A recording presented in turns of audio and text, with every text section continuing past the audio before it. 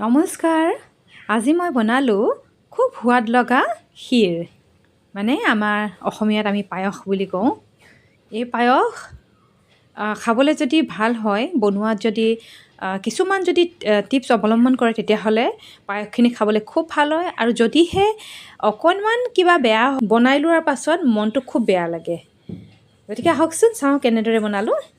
এয়া মই প্ৰথমতে ল'লোঁ কিচমিচ ল'লোঁ, তাৰপাছতে আলমণ্ড, কাজু এনেধৰণে মিলাই ল'লোঁ। ড্ৰাই ফ্ৰুটছ সৰহকৈ হ'লে ভাল লাগে খাবলৈ।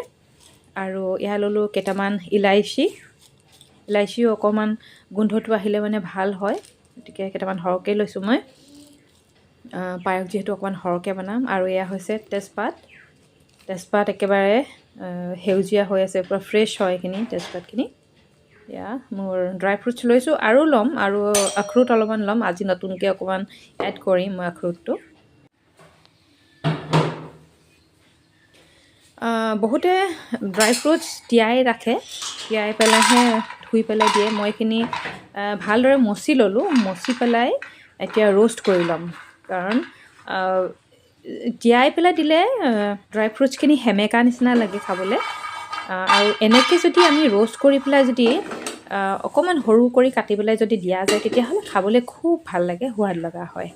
এয়া চাউল তিয়াই থোৱা পানী অকণমান মই দি ল'লোঁ, বেলেগ পানী দিয়া নাই। আৰু গাখীৰ মই ইয়াত দিলোঁ আধা লিটাৰ।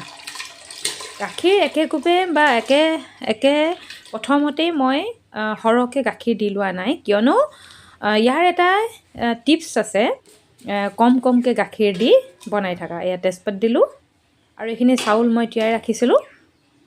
এতিয়া অলপ অলপকৈ গোটেইখিনি মই ঢালি দিম। মই ক'ব বিচাৰিছোঁ যে গাখীৰ একেলগে কিয় দিব নালাগে। যেতিয়া আমি পানী কম দি পেলাই দালি এখিনি বনাওঁ, তেতিয়া আমি হয়তো সকলোৱে কম পানীত প্ৰথমতে উতলাওঁ দালিখিনি, নহয় জানো? যদিহে আমি কেৰাহীত বনাওঁ, প্ৰেছাৰ কুকাৰৰ কথা কোৱা নাই বাৰু। প্ৰেছাৰ কুকাৰত দালি বনালেও খাবলৈও সোৱাদ নালাগে। আৰু ঠিক তেনেদৰে পায়স যদি আমি প্ৰেছাৰ কুকাৰত বনাওঁ, তেতিয়াহ'লেও খাবলৈ ভাল নালাগে। আৰু এনেকুৱা খোলা চচত আমি বনালে, সদায় দালি বনাওঁতে আমি সদায় পানী কম দি পেলাই প্ৰথম উতলিবলৈ দিওঁ। উতলি যেতিয়া কম পানীত ঠেলা হেঁচাকৈ সিজিব, তেতিয়া মানে তাৰ গোটেই মানে ভালদৰে সিজে, আৰু ভালদৰে সিজি তাৰ গোটেই পিঠা নিচিনা হৈ যায় মানে অলপ। তেতিয়া পায়সখিনি খাবলৈ ভাল হয়, খুব বেছি ভালকৈ সিজে। এয়া মই ইলাইচিকেইটা দি দিলোঁ। অলপ মানে কি হয়, গোটেই চাউলখিনি সিজি বেছি ভালদৰে সিজে কম গাখীৰত এনেধৰণে উতলাই বনালে। গতিকে ঠিক তেনেদৰে ময়ো বনাবলৈ এনেকৈ ট্ৰাই কৰোঁ। এয়া হৈছে আখৰোটখিনিও মই অকণমান ৰোষ্ট কৰি ল'ম, বেছি দেৰি কৰিব নালাগে বাৰু। তাৰপিছতে কি হয়, এতিয়া দেখিছেনে উতল আহিয়ে গ'ল।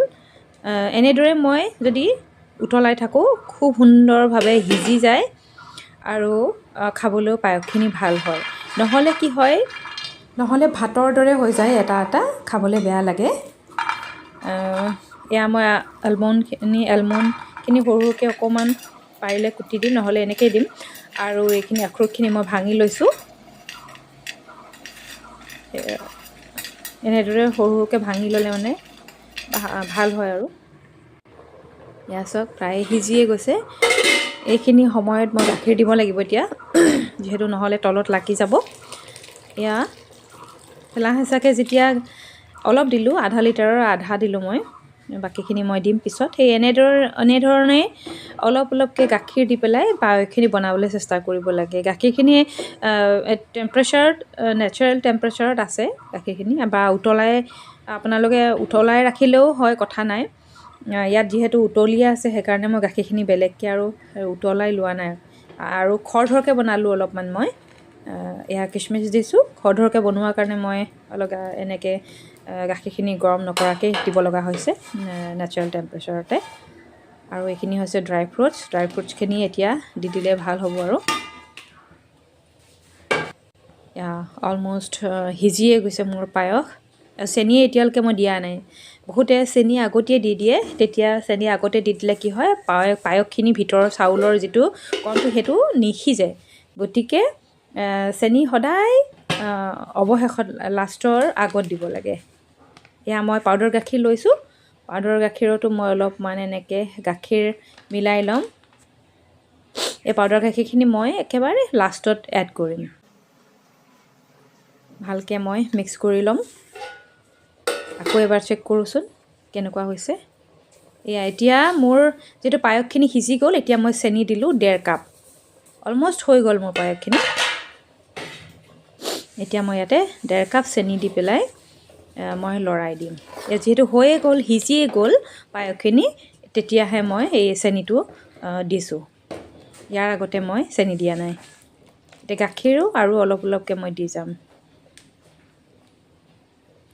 পায়সখিনি এনেকৈ বনাই চাবচোন, খাবলৈও সোৱাদ হয় আৰু ভালদৰে সিজেও। আৰু কিছুমানে বনালে কেতিয়াবা নিসিজে ভিতৰতো, সেই চেনিখিনি আগতীয়াকৈ দিলেই নিসিজে। আৰু গাখীৰখিনি একেকোবেও দি দিয়ে আৰু খুব হাই হিটত হাই ফ্লেমত বনালেও মানে ভিতৰখন গাখীৰ কম হৈ যায় আৰু সিজিবলৈ বাকী থাকি যায়।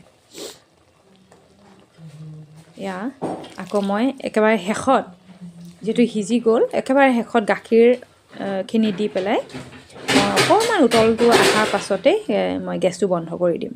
তেতিয়াহে পায়সখিনি ঢিলা হৈ থাকে। আৰু বহুত বেছি পানী পানী হৈ গ'লেও ভাল নালাগে খাবলৈ। ডাঠ হ'ব লাগে অলপমান, তেতিয়াই খাই ভাল লাগে। আৰু এনেকৈ উতলটো অহাৰ পাছতে মই পাউডাৰ গাখীৰখিনি দি দিম।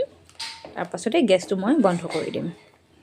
এতিয়া চাওকচোন, এনেকুৱা অৱস্থাত যদিহে মই আগতীয়াকৈ গাখীৰ গোটেইখিনি দি যদি এনেকৈ বনাই থাকিলোঁ হয়, এনেকুৱা পায়সখিনি এনেকুৱা কেতিয়াও নহ'লহেঁতেন। গতিকে পায়স বনোৱাৰ কিছুমান নিয়ম আছে, সেই নিয়মখিনি অৱলম্বন কৰিলে খুব সুন্দৰ হয় পায়স খাবলৈ আৰু মনটোও ভাল লাগে।